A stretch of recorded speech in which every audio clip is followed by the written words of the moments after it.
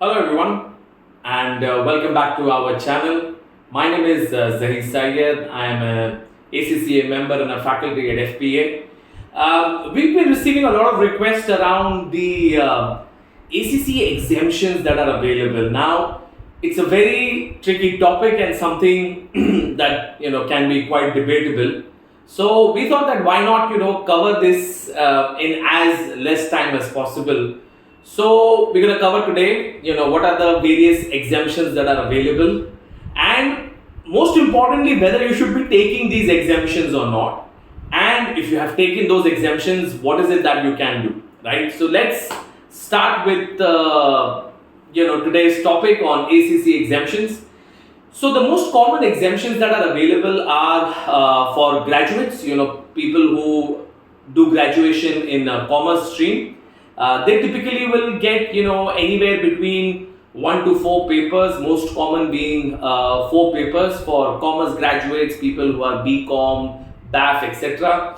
So you will get your first level, which is your knowledge level, BT, MA, FA paper exempted, and along with that you will also get the law paper exempted, right? So this is one of the most common exemptions I would like to believe that people claim. The second one is available especially for the chartered accountants who are currently pursuing CA, or who have, let's say, were pursuing CA and dropped in between. So this is for the IPCC students, intermediate students who can get a exemption of almost 5 papers basis the IPCC degree. And let's say if you're already a commerce graduate as well, then this will become 6 exemptions. Now, how does this 6 exemption works? You get 4 exemptions basis your bachelor's degree, and you will also get exemptions for taxation and audit. Now, let's say in one of the groups, or let's say IPCC group 1 was not cleared, or let's say IPCC group 2 was not cleared by you, there is still a possibility to get these 6 exemptions if you have been able to score more than 40 marks in the tax and audit papers, right? So it's always best to reach out to the approved learning partners like 𝗵𝗲𝗄, who can help you understand whether you're eligible for these exemptions or not. Then moving on to the next set of exemptions that's available for typically people who come from, let's say, CA background, or completely qualified chartered accountants, or people who are again like IPCC, are in their final level and they've not been able to, let's say, crack the exams yet. However, in their previous attempts, they have been able to get a 40 above in the reporting paper, in the costing paper, in the FM paper. In that case as well, you will be able to get the exemptions, right? So again, my request is for anyone who's planning to take any exemptions, it is important that you reach out to some of the learning partners like 𝗵𝗲𝗄, who can at least help you understand what number of exemptions that you can expect, right? Now, along with this, there are also exemptions available for students who are pursuing ACCA with various colleges, universities all over the country, all over the world for that matter, wherein depending on what kind of course you have enrolled for at these universities, it could be an international BCom or an international accountancy. There are varied names for these courses, but let's say you've enrolled for one of the programs where you get 7 papers exemption. So the way it works is, let's say it's a 3-year program, it's a graduate program where you get 7 papers exempted. So as soon as you enroll for the course in, let's say it's about 6 to 9 months, there is a possibility of getting conditional exemptions added to your 𝗵𝗲𝗄𝗎 account. Now, 𝗵𝗲𝗄𝗎, the reason why, because people recognize 𝗵𝗲𝗄𝗎, otherwise it's your ACCA account, right? So that's where you track your progress, etc. from. So these exemptions gets added in your progress tracker, right? That means that these 7 papers you have already been exempted for. Of course, it will all depend from college to college. It may happen in 1 year, it may happen in 2 years, it may happen in 3 years. It all depends on college to college, but that's a conditional exemption that you get.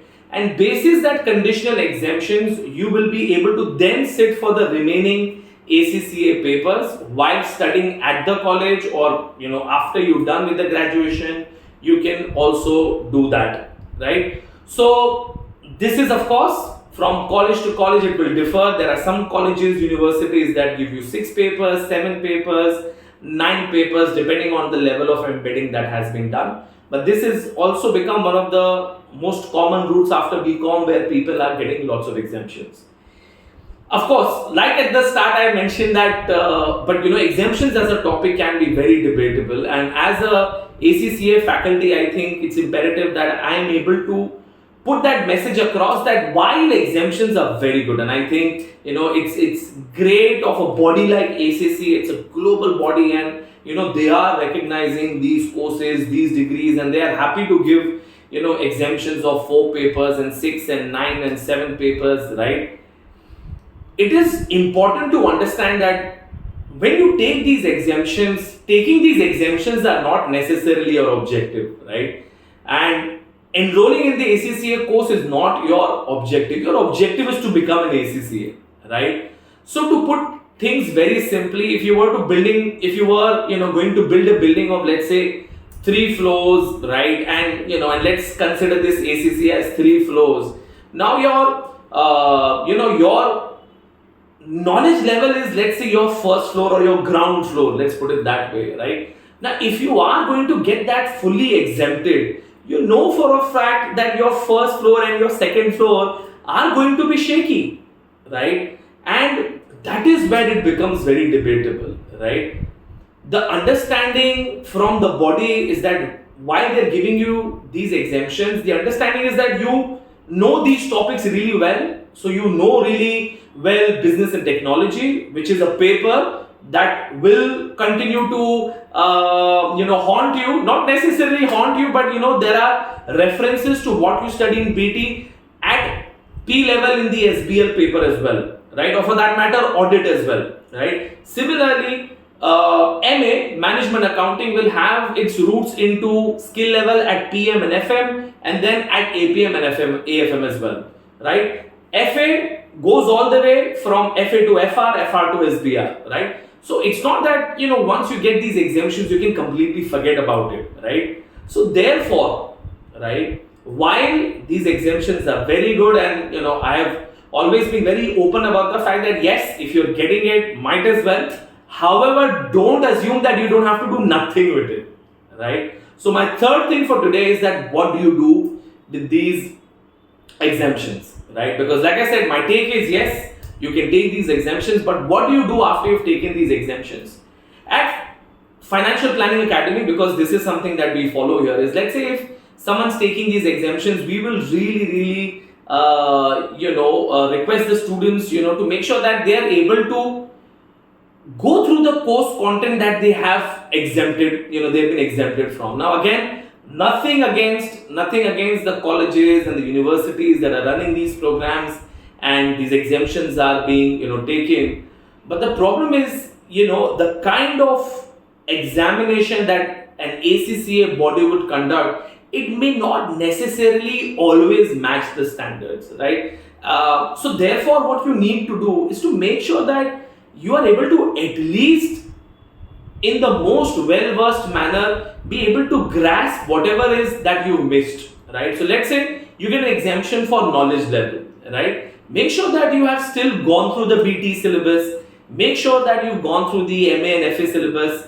For my students, I typically tell them that you are getting into a car, right? And knowledge level is one leg of the journey, skill level is another leg of the journey, P level is another leg of the journey, right? So you need to make sure that when you sit in the car, you are able to complete all of these journeys. Otherwise, it's as good as that you've sat in the car and you're not going anywhere, right? So make sure that you go through the syllabus. Like I was mentioning, at FPA, we really request the students to take the recordings of these lectures, and these are given away at like absolutely dirt cheap prices, because we know that you're not going to be giving the exams.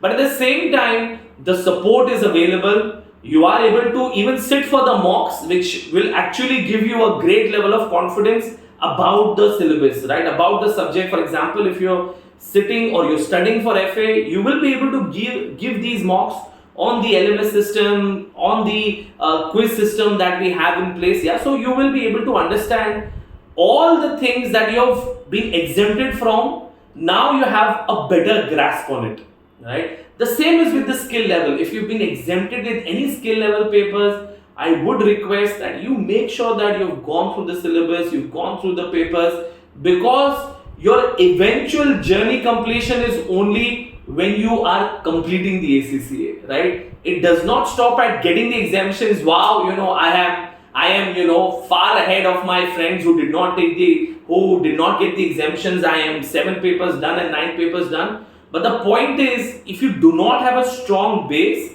you will find it extremely difficult to complete the final level papers, because let's not forget, there is no exemption for final level papers. Those 4 papers you have to give, and all those 4 papers have some or the other, in fact to a great extent, the syllabuses will have connection in the previous levels and the papers, right? So therefore, to really summarize, because I said I did not want to do a very long a lecture or a session today.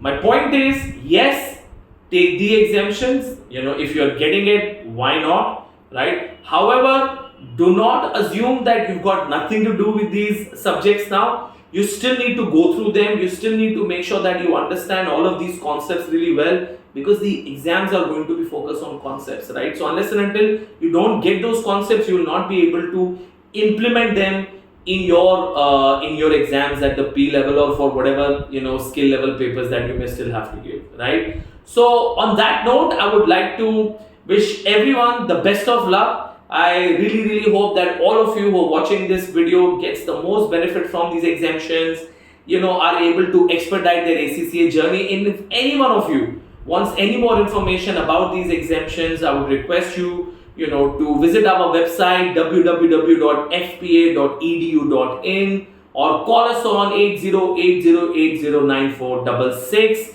or follow us on Instagram. We try to put some reels in to make sure that you're able to get the most from our social media channels, right? So on that note, thank you so much, and all the very best, and see you very soon. Bye bye.